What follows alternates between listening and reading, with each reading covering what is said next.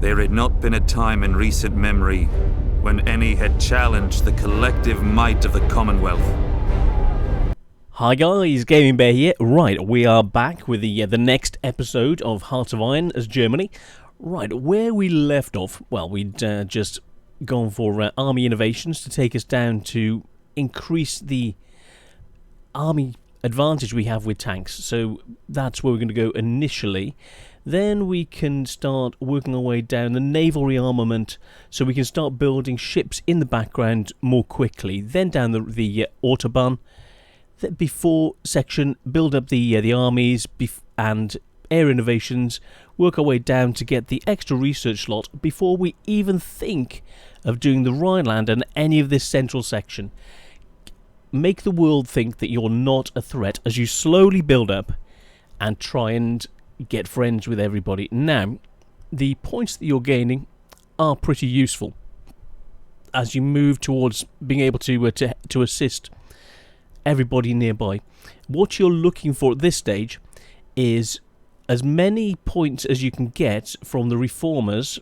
Let's have a look. Silent workhorse like him.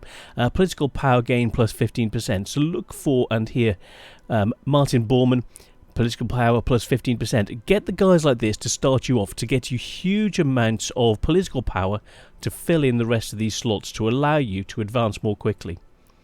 And allow you at that stage to start making friends with your neighbours and turn people like the Danes. As you can see, they've got hardly any points for in fascism. But at this early stage, it's going to take years for you to do anything. To capture them, and then you'll bring the whole of Britain down on you. But if you can capture, or at least help them to be on your side, on the fascist side, bring them into your sphere of influence, you can flip it. So what you want to do is go to boost party popularity if you want to get the Danes in. Similarly, if you want to do it with the Poles, and you've got more chance with the Poles because they've got a 15% fascist ideology. Looking at the Swedish, you're looking, that's the communist side. So at the moment, they don't have the right ideology to be able to assist, and you can see there's a tiny fascist sliver. There we go, 2%. I'm sure there's probably one. There we go, probably a small amount. There we go, 3% fascist on the Swedish side. So you can help grow these numbers. And they're influenced by your staunch fascism as well. So down here we're probably looking. There we go. 10% fascist, very very high, as they're anti-Russia. So that's something you should be able to look for. Austria, conversely, we are looking 50% fascist, which is pretty good. Hungary, we are looking, there we go, 54% highly fascist. Romania, on the other side, is probably, there we go, 18%. Checking through Yugoslavia, we are only looking 10%, with Bulgaria a little bit further down, being 35%. And in fact, let's check France. Nothing at the there we go. No, communism and democratic are the main ones. Working up Belgium. So you want to know what all of your neighbours are doing. 11%. So that's, it's quite a nice figure. Then we come to the Netherlands. 4%. Now, one interesting one. I'm expecting Britain to be a bit higher. No, it just took time to build up. Okay, 2% in Britain. Now let's check Ireland. Is it going to be 1% or nothing? It's incredibly small. Looks like nothing, but there we go. Oh, it was a fraction.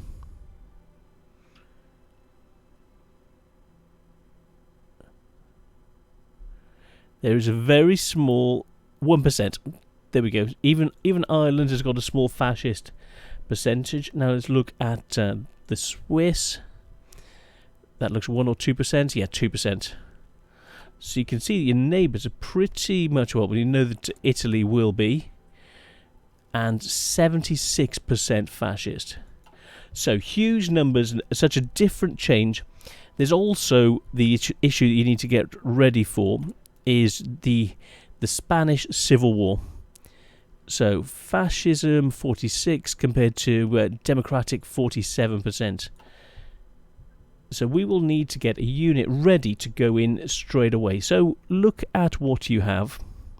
So we'll need a combination of, let's have a look, the SS for the mobility and the manpower with the hit points of 229, and the Panzer Division soft attack breakthrough of 140 compared to the breakthrough of 36, soft attack 72. So combination of these two units, and with a strong leader to help them, and so we'll put them into this new unit with our best commander to start off. So let's give them either Guderian, arm speed plus 5%. They've both got similar skills. Who do you fancy? Well, let's go with Heinz Guderian, as they say, the father of armoured warfare. So we'll put them into this theatre. Let's go for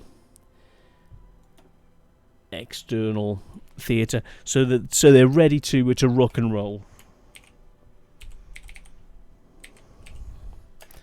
External theatre, and give them all of the equipment that they need. Boom. So that's ready to rock and roll. Heinz Guderian.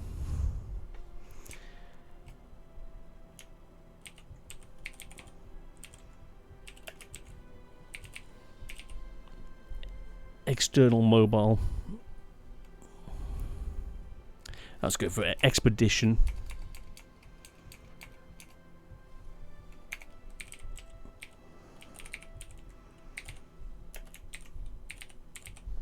Expeditionary force. Oh, my mouse has gone funny. Right, so that's the expeditionary force, which is in motion. So we need to get things ready in the background. Now, I was saying about getting ready to move in. It's going to take a while before we want these units running in the background. And we'll get this division. Just let's put them in for now. Put them in around the Swiss border. Boom, that'll give them just somewhere to sit until they're needed. These other troops, well, we only need a small amount of these guys, which are on the French theatre. So thinking about what we're going to do in the initial stages, build up and prepare, as we are going to end up needing to go to war with the Poles. We just need to build up in the background till we get there. So for now, let's actually move these guys in to cover the Polish side, sort them into position to start off with. Now, the building of the units. What I was saying about the recruitment, yes, we've got these larger units, very, very nice to go on the front. But what we're also going to need is a thinner force to allow us, as we can see, this unit has got 3, 6, 9 units going in, large amount of manpower, very strong force with the right amount, the right balance of equipment. We're going to need specialist mountain troops to cover the areas like here or over in the Czech Republic, and also cavalry units to be able to go in. You can see they've got a special ability for, let's have a look, for suppression, 8 units for basically two units per cavalry unit for suppression. They're very good at suppressing foreign countries. So you want some, but you don't want too many of them. So let's look at the standard units. So additional mountain troops. Let's click these down so we can see how much it costs per unit to maintain. So 0.07 with mountain troops. Infantry, let's cut this down. In fact, let's reset and just add one additional infantry, and so we can see the difference. So supply use 0.07, so it's identical supply use for these troops. Cavalry, on the other hand, added cavalry supply use 0.12, so it's 0.05 more with cavalry. So you're thinking it's almost an additional 50%.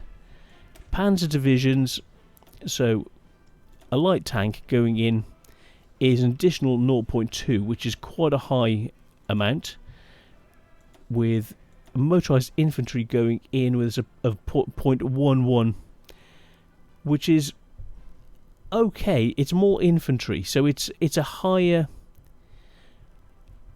value, but you get more mobility out of it. So you need to look to see the costs of each of these units and what is going to suit. So you want something that's just as cheap to maintain, that you can get a lot of use out of. Now, looking at the infantry section, putting infantry in, organisation 0.07. Then we check the mountain troops. Mountain troops, we are looking organisation. Oops.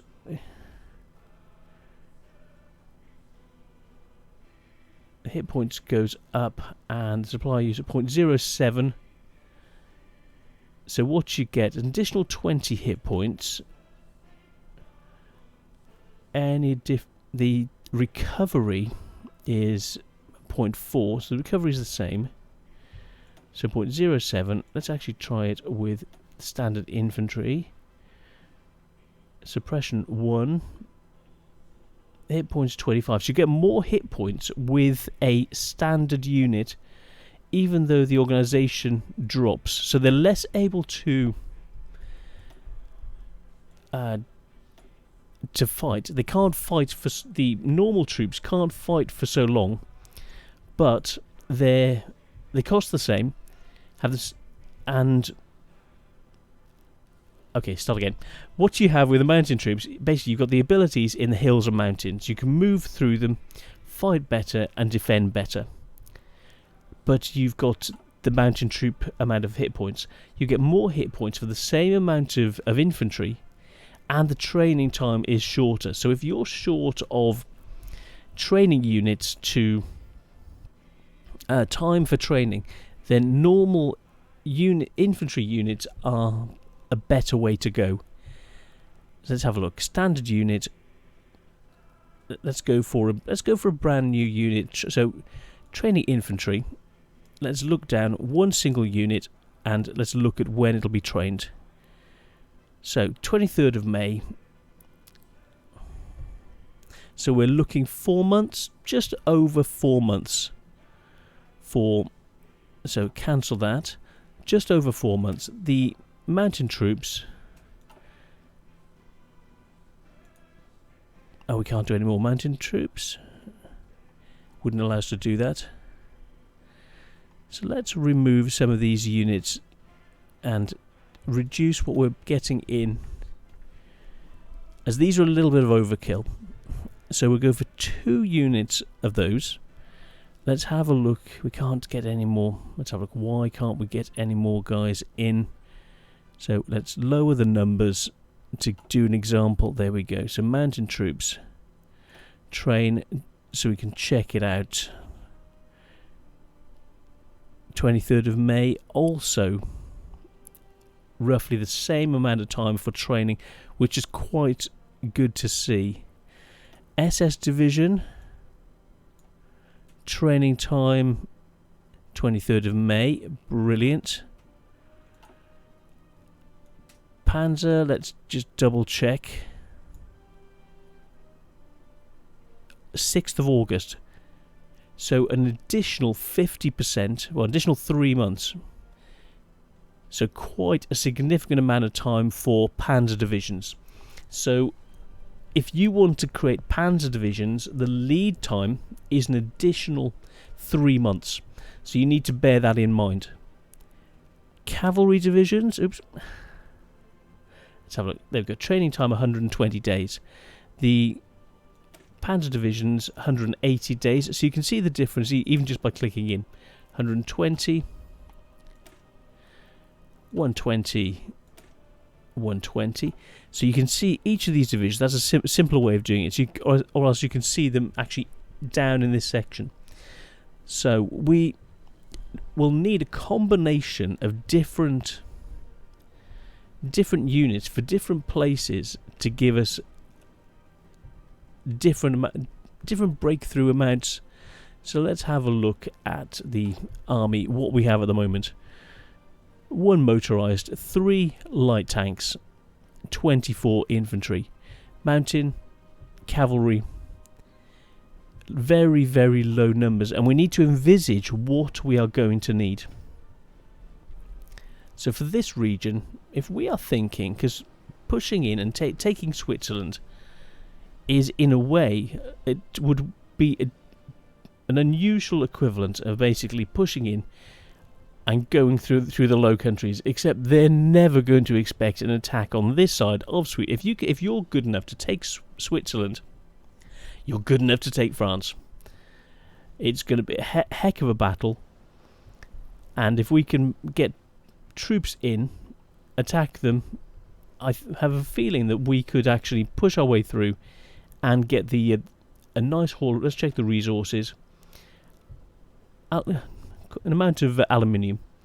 So checking out what we need aluminium wise, we have a surplus of 100, but towards the end, aluminium, if you're carrying on producing fighters along with oil and rubber, you will need that aluminium. That's another option of taking Switzerland and pushing in through France, circumventing the Maginot Line, cutting it off from the Swiss side, and then pushing down towards Paris and cutting France in a relatively short amount of time, because they're expecting you to go through these areas, whereas in Switzerland there's it's hard fighting, but if you've got the mountain troops to go in, take the area, focused attack with all of your planes, complete air superiority, boom, take them down, and then push out with the panzers through the plains into France and just take them to pieces. Have a 3-pronged attack, one going up this direction, one pushing down towards Spain, and the next following up the river through the centre to cut Paris off from the rest of the country. So force going this way up to the coast and to Loire. The second going up this side past the Maginot Line in to cut off this side of... We could even go through this side. If we cut off this side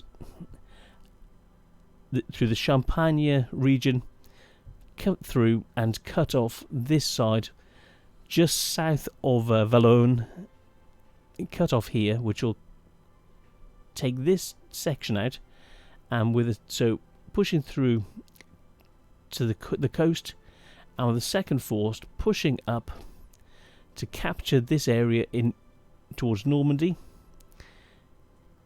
The force which has then hit the coast can then push up and cut off the ports here, past the Calais, these areas up here, and cutting off the Normandy section.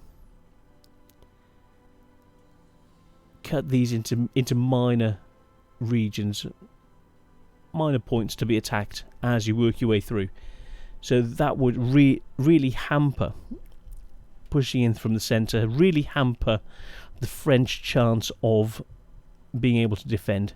Now let's look at the border. What have we got? Let's check the as it's a rocky area, we'll check the edges, see how well defended they are. Nothing in the way of fortifications, because basically no one expects the Spanish Inquisition. No one expects an attack into Switzerland. Who would do it? Who would do it? So we can do it. Let's as an interesting aside, I've done a lot of other attacks and a lot of organisation. So this could be a very interesting situation. So what we're going to need, research-wise, get these out of the way. Recruitment. Let's cut some of these guys down.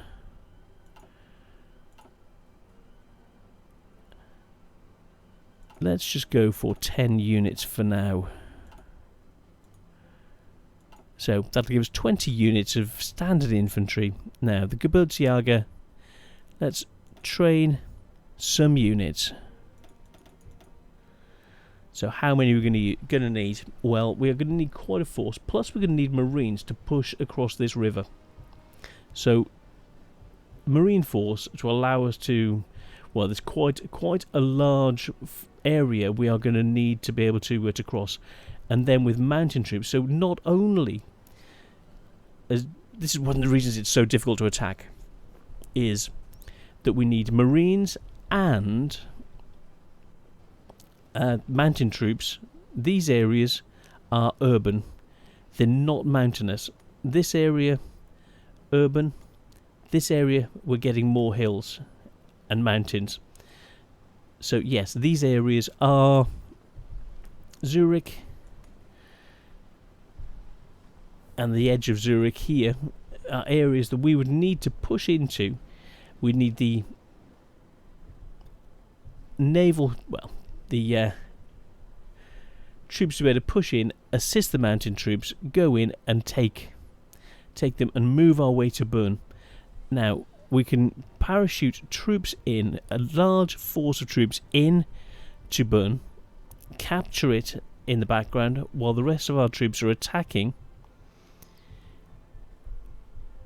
That's one option because they won't expect it. But we need a larger force of paras. So not only will we need the troops to go in, let's have a look. So research side, coming down, we are going to need the Marines and the paras to allow us to cross in. The river attack plus 40%. We will need these figures to just prevent or to allow us the advantage, or just to nullify their river advantage. So yeah, that's something we've got to be prepared for. To go in from this side with the mountain troops and paras all at the same time, boom, try and take Switzerland incredibly quickly and learn how to blitzkrieg, focus force, get in, do it very quickly. So that's an interesting one that you might also think about doing. So without further ado, we will recruit some more of these guys. So we're going to need 10 units. Actually 15 units of mountain troops. And alongside those, the cavalry units will have the recon and artillery to support. These can be pushing in, but you can see they have issues with river crossings. Nope, they have good movement, but they do. They don't have a bonus. They also have a movement bonus on the hills, but they've got a minus 10%, so they can move quicker. But they have issues in the mountains. So we would need some forces, cavalry forces, in the background to provide the support for the troops. So these cavalry, let's add some additional units.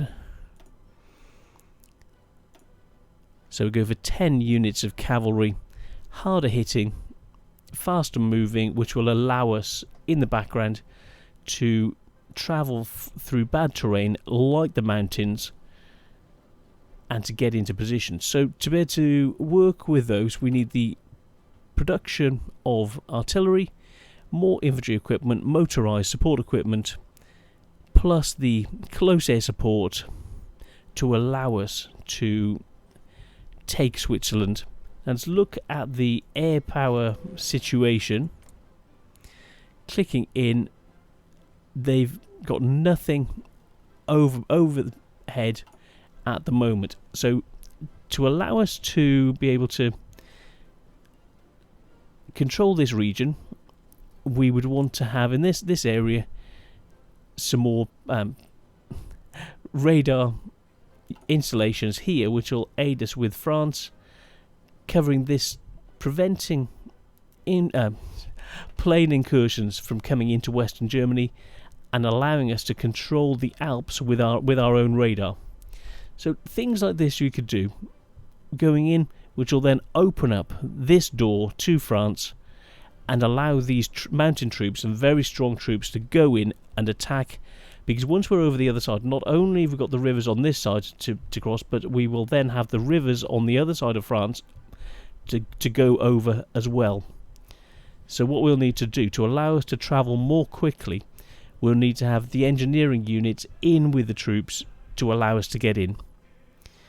So we'll keep that rocking and rolling. Recruitment, that they will be tying in. Now, for now, these units, let's get them into. Let's actually get them in to this section with the mountain troops.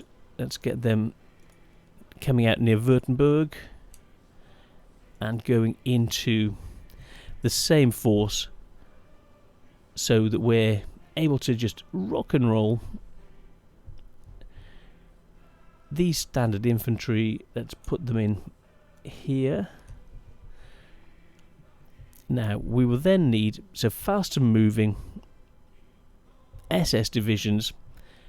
They use a huge amount of support, but they've got quite a good breakthrough, but a good soft attack, high hit points, and fast movement for when they do break through. So this force, we will need their, let's have a look, mountain movement plus 10% in the mountains. They could be useful, so I would want to go for, let's train an additional 2 units of SS troops and get them in. For now, let's put them into this border, so they don't know exactly where they're going to be attacking. So 2 units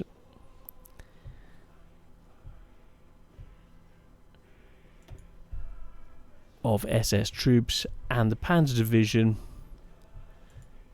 points wise, we are going to need more of these troops. So this is quite a good combination. Okay, breakthrough. This force, along with the others, we'll need to bump up. So we'll go for 3 units of Panzers. Let's double check what we've got. There we go. In fact, let's go for 4 units of those. In fact, let's go for 6. At a location up here, allocating them onto the border, so then we can see what we need. Now, for the areas of control, as we move out, we will need to have armies covering in the background to allow it just to hold certain areas, like the ports, Hamburg, Wilhelmshaven, Bremen, Kiel, and Rostock, areas around the coast that we don't want the Allies to get to. So we're going to need the ports defended by more thinly supported troops. Now, looking at the standard template, we've got 9 units, and I would say standard garrison force, really we'd want to have half this number, but having an engineering company with, they've got artillery for defence, pretty useful actually. So but the cost 0.81 it's okay in our own country, but the issue of using this many men, 9,000 men, it doesn't sound like a lot, but you're actually, well, you're looking at 9,600 with the rest of the equipment. So if we can cut this down to half the size, to about 4,000 or 5,000, I would say probably 5,000, give it just over, or just under 50%, roughly 50% in total. If we're looking at 9,600, 5,000 to put it just over halfway, plus the equipment. So we will be looking, say, 5 to 6,000 men instead of the 9,000. So I know it's only a 50% reduction from the 9,000 down to 5,000 plus the equipment, but it'll give us an adequate force to defend the ports and it'll free up manpower and allow them to still be an effective defensive force against invasion, to allow us time to get the rest of the troops from other areas in to defend. But at that stage we'll need the mobility. So I would say we'd need to have two forces. One force covering the coastline, which is going to be the thin infantry division, with another division covering the inner part and areas that may be revolting. Those foreigners are revolting. So if we push into Poland, the revolt side of things will need to have people to look after it, and the best for it are cavalry units. The cavalry recruitment in the background, we will have, this is another option with the cavalry side. These cavalry units, these 10 units of cavalry, not only can they help to push through, but because of a thinner unit, they're only using 0.66 seems like it is quite significant, but because of the maneuver, the speed, even in bad weather, they will be able to get back to aid the main forces more easily, and also be able to fight and put up a defence. Organisation 100 hit points and defence of 104. It's adequate. So I would say for that reason we'll go for 4 units of cavalry to be able to help us on the offensive, but then form a defensive screen in the background. In fact, let's go for 6 units, thinking the long-term factors. So long-term factors, that will allow us to do it slowly. The same with the standard infantry. The mountain troops, they're going to form our main offensive force because their organisation is so good. So let's have a look. Let's go for 20 units. The SS divisions pushing in. We will need more units as we build in the fronts, but they're going to take time. The same with these panzer units. They're going to take time. So 4 as our operation. So think exponentially. Think as you get the equipment in. You're going to need to incredibly quickly expand your forces in the background as you develop and allow yourself the troops. As you know, that basically it's going to be 180 days, 3 months instead of 2 months to be able to get the troops in.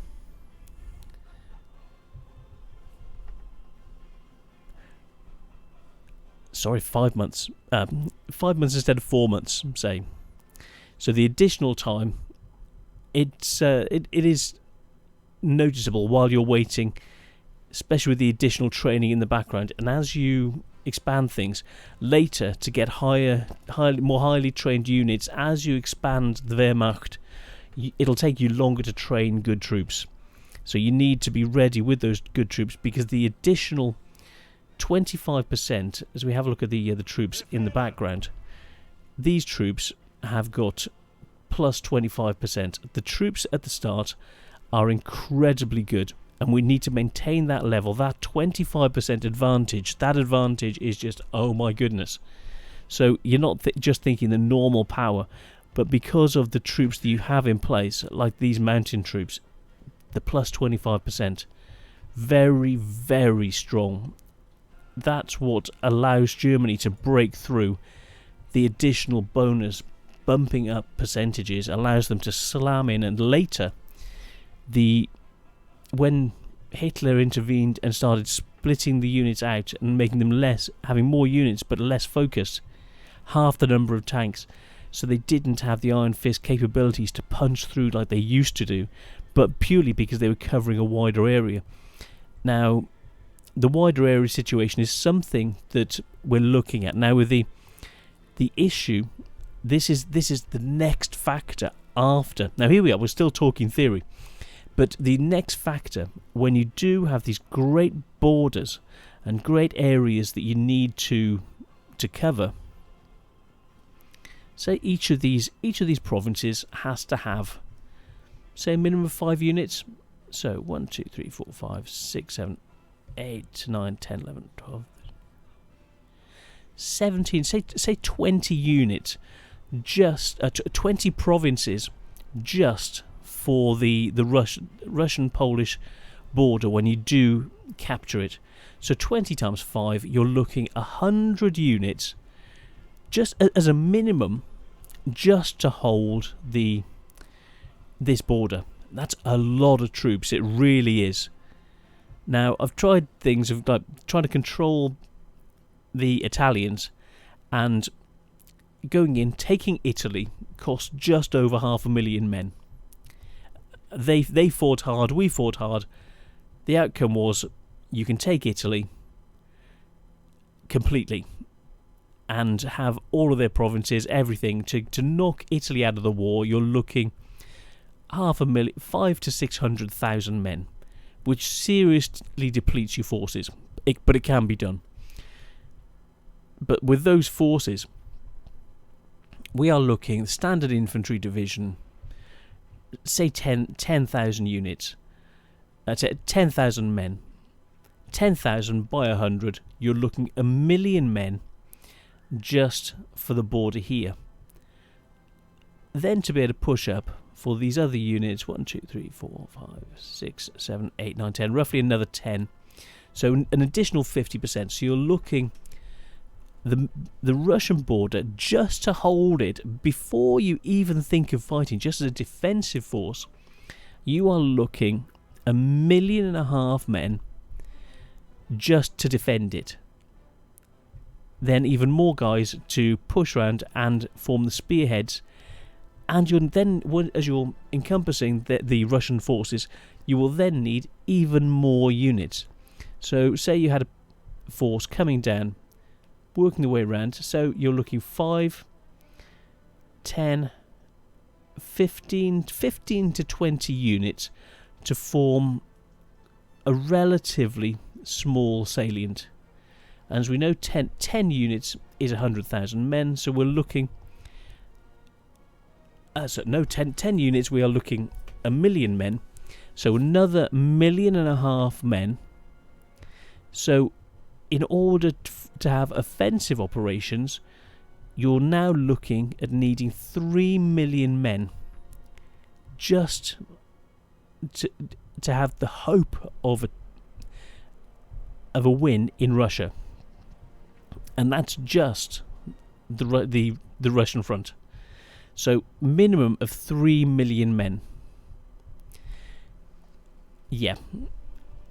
And you're probably looking that Russia will have 5 times that number. So you seriously need to be able to break through, surround them, and take it to them. So you don't want to be pushing in, attacking Italy. you can do, and then try and build up your forces from there. But it's going to take more time. It can be done, but it takes more time. It depends on your plans, depends on your strategy. There's some really interesting things that you can do, but we want to be able to take land, take people the easiest way possible. So taking Czechoslovakia, working our way through, which brings us back to the army innovations, improving the army, getting them in place, getting the resources, building everything up so that when we attack, we've got the right amount of resources in the background. Naval rearmament, get that in place. And I'm up for the Plan Z, befriend Denmark, the Netherlands, Norway. You need to do these earlier to start changing things in the background, because this gives you daily support, fascist support of 0.1. So actually thinking about it, rather than going down for the treaty, the Russian treaty initially, yes, you can start producing more tanks and things in the background. These figures, these numbers in the background really do affect so the sooner you can get these in place, the sooner those numbers turn those countries fascist and bring them into being on your side. So it's these little things you need to think of. So let's just speed this up. We've got the factors going off in the background. We've got surpluses of certain things, and yep, that's looking good. So we need a little bit of rubber. Now, production-wise, these are kicking in nicely. So a couple of factories. We're building everything up. Now, rubber, we are short of, let's have a look, transport planes, and they're down to minus 5%. That's fine. Just keep it rocking and rolling. Keep the units being built, and then we can have frontline units and backroom units with less equipment, the numerous and the few. Keep thinking of the plans of what you'd like to do in the background. The options as the world changes depends on who's doing what. But we want to go for a strong Kriegsmarine and actually work up to get the super, let's sort this out, army. Let's have a treaty that will give us the Panzerkampfwagen. So I would want to let's get the Panzerkampfwagen out of the way before we then shift. Let's have a look at assign divisions. Great, we can start assigning those in a minute. We'll sort that out and get things rocking and rolling. The resources, yep, those are looking good.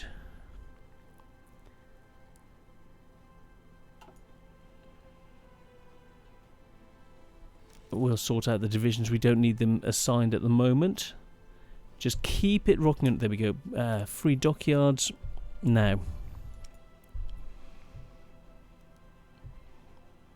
I know it seems like a silly thing to do, but what we really want to do, let's have a look at the research side. We want good ship. We need good ships to be able to control the borders, to control the trade routes. Now, we are going to need the Narvik class, which will come a couple of years down the line. Up until then, we're going to be reliant on the destroyers, the Leipzig class cruisers, and working our way up, getting the Scharnhorst and the Hipper class as soon as we can, plus working on carriers. Carriers are the key to winning in the sea. We have a number of subs.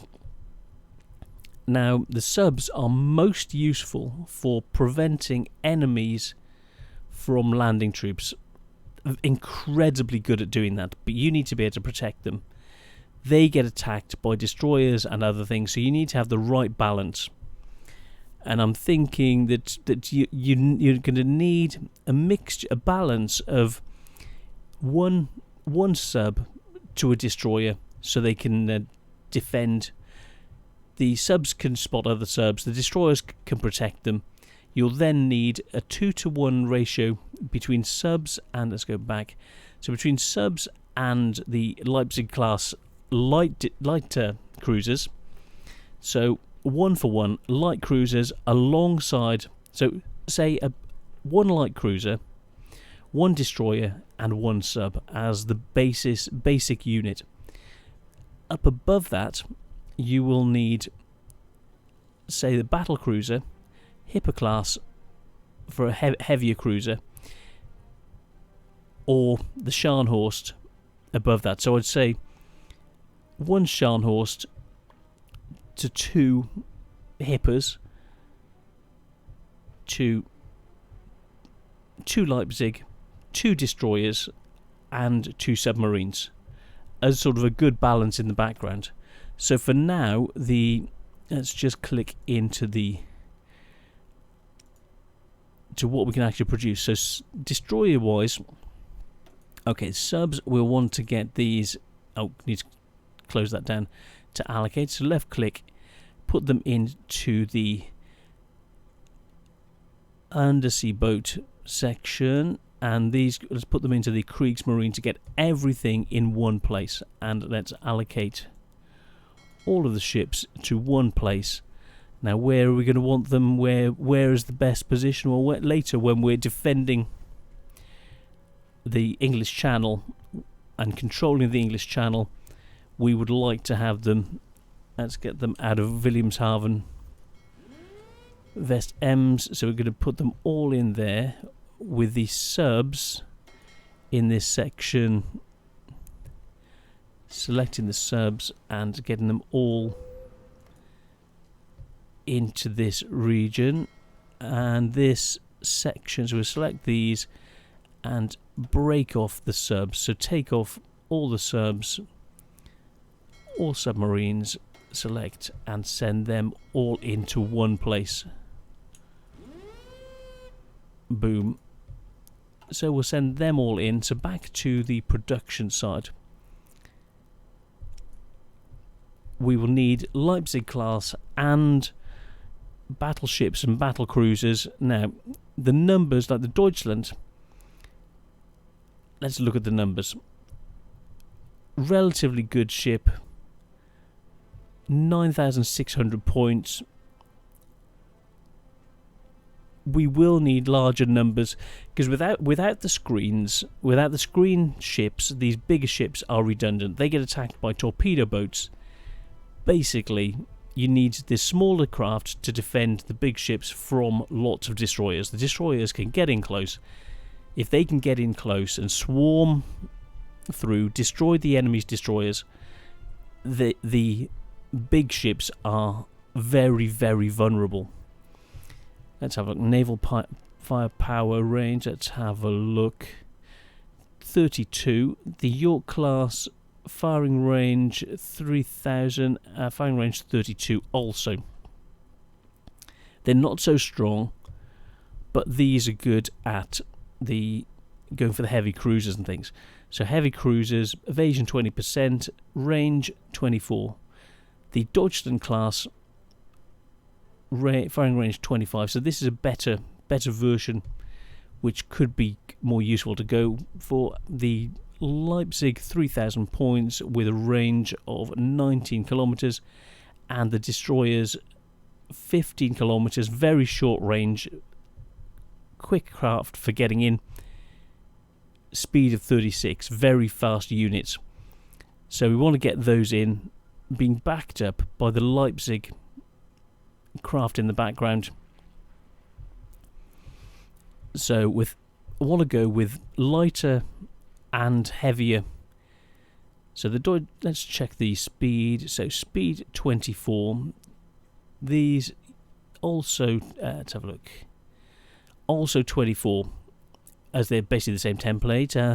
So the York class, speed of 28. Now, this is where you're looking at a big step change. The battleships, we are looking 20, but the Blücher heavy cruiser, this line, as we look up, let's go for this. Now these are the technical things that you want to look at as the next stage. Now ship-wise, the Blücher class leads into the Hipper, which gives us, come on, speed, let's have a look at the details. Speed of 30. Now, this is where we're looking at the really fast, lighter cruisers, the sort of pocket battleships type things. And the Prince Eugen, 33 kmh, incredibly quick to get in. They can be damaged quite badly, but they can get in before the enemy battleships can actually close. Like the Scharnhorst, 26 kmh. Which can keep up with the Hipper class we get earlier. The Deutschland class, too slow. They're fast, they are battleships, but they won't get in time. We want the Scharnhorst, then the Bismarck class, 28 knots. 28 compared to the 26 of the Scharnhorst. So this 28 of the Bismarck would allow it to get in with the same speed, well, almost the same speed as the Leipzig class cruiser from back in the day, which are the ones we're going to be operating with. So the Bismarck works incredibly well with the Leipzig class, and let's have a look at the Narvik, speed 38. The Narvik class, when you get the Narviks, they are really, really good, but you need to get to that level, and you need to have the ships in place to allow you to control things. You're going to find that you're going to be short of destroyers. But these main ships cost a lot of time to produce. This is what I'm getting to. We're going to go for start laying down the foundations for the heaviest ships, because by the time we need them, the production time for them is just so long that it's just, you're not going to have them in time. So the sooner you lay down the framework for these ships, and speed-wise, we are 28 knots. This fits in perfectly with what we need. So the York class, coming out to the production side, is basically what we're looking at. So the York class, I would like to update it. Reliability, you're looking 80%, which is pretty good. So York class, this is what we want to start building. And you may think, oh, but it's going to take you 7 years. Can you imagine if you don't start laying it down now, exactly where you're going to be? Destroyers, we can build at huge rates, whereas these ships we can't. So we'll allocate that to the Kriegsmarine and actually cut these numbers down and get that producing. So we're going to have the York class in 1.3 years, and we're going to keep these guys ticking over constantly, and then we'll change these over and upgrade them in the background. So basically 3 subs a year, 2 destroyers, and one of the York class every 1.3 years to give you the right sort of balance. So you've got the right numbers to go with the York class when you get to the other end of it. We are going to need some chromium, but that's what you need to start doing. Now, let's look at the production side. How much slower would it be? Reduce speed 2.5%. Now that 2.5% makes a bit of a difference, but the construction side, we only have 10 units of production, so we need more production to allow us to build the ships in the background, because trade supplies is so very important at the end. It's a killer, it really is. Now these port areas, these are the regions that the British are going to try and reinvade. Right the way along this coast, I've had invasions wherever we haven't had the troops. They push in, and you need to be ready for them. Air power isn't normally a problem because we're too far away from the coast, and we've normally destroyed the British firepower by that point. But you need to be thinking later of putting in coastal defences against naval combat and naval invasions. So coastal defences, we are looking, let's have a look, 500, land forces 500. It's not a great deal when you think about the roads being 3,000, 2,500 for anti-air, 3,375 for radar stations, air base is 1,200. For a naval base, yes, you are going to need a number of naval bases. But you can see to cover this entire area is just one. Here, yes, we're going to need a couple, but start working your way up the coast, build up the numbers, and slowly have a program for working your way up, because it's going to slow their attack and allow lighter forces to defend the coast, so you've got the manpower to go elsewhere. You're changing manpower into defensive structures that you can just sit behind and laugh your socks off. Similarly, down in areas like this, land forts, it's not ours yet, we don't have it back. So yeah, there are land forts, but we don't get given them back yet. We will have them. Say, the areas here would be very useful, and this area of land is a place that they attack quite regularly. So at the moment, we're now going to start getting it kicking over. Next episode, we will really start putting the plans in place. Here we are. It's still only April 1936, and you're laying the foundation. Without failing to prepare is preparing to fail. Get it in place. Get it organised. Think about these things, even if you don't do them. Put these sorts of things in place to allow you to get it right, to get the framework, and to allow you to move on for the win, or else to be strong enough to defend, because there are things are going to happen, and it's going to go Pete Tong. And you need to be ready. So if you haven't got the forces, but say you've got barriers to sit behind, while you're being attacked, you're in Russia, you get attacked, you've got these additional forces which give your troops an additional 15% on defence. It means that you don't have to have so many troops on the front to be able to hold the enemy off. It's little things like that that can give you the edge and to secure victory for you while you're short of manpower and moving things in a different area. And that's where we are. That's what you need to be thinking. That's what you need to be doing. Gaining the it's about advantage. Gaining yourself advantages and you having the lowest cost to gain those advantages. And well, that's where I am for this episode. Well, I'm actually going to go for... I'm empty. I need to go for another one. So, yes. I'm enjoying the Nano. It's still going well.